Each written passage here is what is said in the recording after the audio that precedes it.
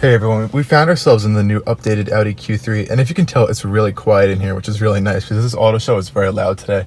So Audi has updated the Q3 for this model year, and I'm a little worried for them because it's very nice. It's an Audi, of course, but they're going a bit extreme with their designs, in my opinion. Again, this is my opinion. Everyone can have their own idea of this if they come and check it out here. I do really like the steering wheel. It's a nice flat bottom steering wheel in this S trim. And, you know, it's really sporty. Again, plastic paddle shifters could be a bit nicer. You do get your full Audi virtual cockpit here. Here's where it's the interesting thing. This nice pop of orange. Now, I like it a little bit. It's a little bit daring. They're kind of going against Volvo here with the new XC40, where they kind of did a similar theme. Now, this is like an Alcantara type material. It is very nice, and you can also find it on the doors. Again, really nice. I'm not a huge fan of Audi's new infotainment system. Personally, I don't really like touchscreens that much. It's very good, don't get me wrong, but it does have a little bit of a learning curve. I know Audi does offer a nice haptic feedback to their touchscreen, so if it were on right now, you would be able to touch it and it'll have a little bump to it, so you know where you're touching.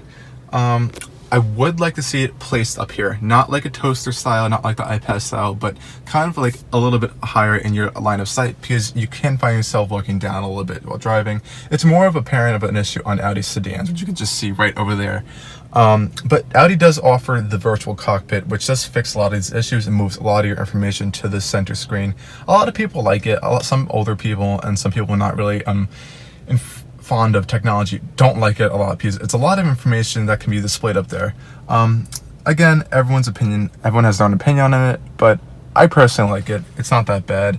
I do prefer to have a little bit more of an analog style looking dials up there. Audi does, in this trim, you do get a nice Bang & Olufsen audio system. And again, the materials in here are very nice. It's an Audi. You do have a little bit of hard touch plastics here, which can be seen coming in from the regular Volkswagen models. Come in here, you can hear this right here. Not a fan of those hard scratchy plastics. It's not that nice in a much more premium vehicle. Even up here, a little bit harder touch. I'm not a big fan of this blank little area here. They should put some buttons here or something. It looks a little bit odd. You have your engine start stop button down here. This does feel nice, a little bit cold, it could be metal.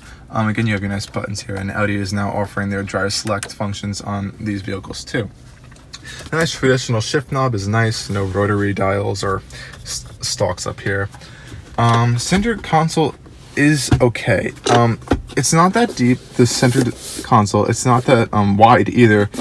It could be a little bit bigger, and the cover is a little bit odd. There's no clicking, so it's very loose. This does extend, which is nice. It's not hard, but it's also not soft. It's kind of in between. You do have some nice stitching on here, which is nice. This does have a brake hold function. This is nice. You're in traffic. You want to don't want to put your foot on the brake. You can just press this button and it'll hold the brake for you. And of course, you have your electronic parking brake too. Nice cup holders. They're okay. These little prongs inside do retract, which you can fit larger cups in here. So that's a nice little feature. I would like to see a cover over here. Some auto manufacturers are doing that too. It makes it look a little bit more premium, but this is a vehicle that starts in the lower $30,000 range and can go up from there, which is kind of acceptable in this. But again, it is an Audi. You do have a nice S-line seat. I have to say, I really do like these seats, even though they're not fully leather. The sides are, I feel like a leatherette type material, and they are stitched, so that is nice. And the center is this cloth. It's definitely not Alcantara, but it is this nice cloth grippy material with this textured pattern on it. It feels premium for what it is. You do have an adjustable thigh bolster, and then the side bolster is actually really nice on the more performance oriented seats. Now, this is not a performance car, it's a small crossover, but the seats do make it feel a little bit more premium in the performance aspect. The door panels are they're very nice style. Again, you have, like I said before, this nice Alcantara like orange material here.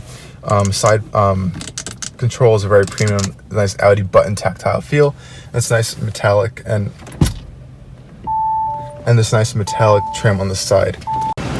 Now, of course, everything you're seeing here is on the S-line trim, so this is also going to come with these Audi Sport nice wheels over here too.